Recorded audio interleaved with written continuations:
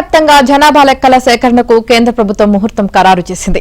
మార్చి 1, 2027 నుంచి దేశంలో 16వ జనగణనను చేపట్టనున్నట్లు తెలిపింది.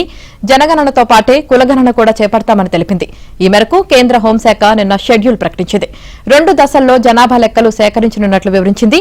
అయితే హిమపాతం ఎక్కువగా ఉండే హిమాచల్ ప్రదేశ్, ఉత్తరాఖండ్తో పాటు కేంద్ర పాలిత ప్రాంతమైన లదఖ్లో 2026 అక్టోబర్ 1 నుంచి జనగణన ప్రారంభమవుతుందని కేంద్ర హోంశాఖ వెల్లడించింది. మొత్తం మీద దేశంలో 16 ఏళ్ల తర్వాత జనగణన జరగనుంది.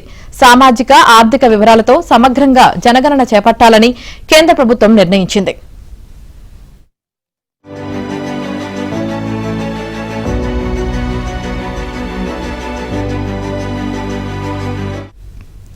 తొలిసారిగా పౌరులే స్వయంగా ఆన్లైన్లో తమ వివరాలు నమోదు చేసుకునే అవకాశం కల్పించనున్నారు.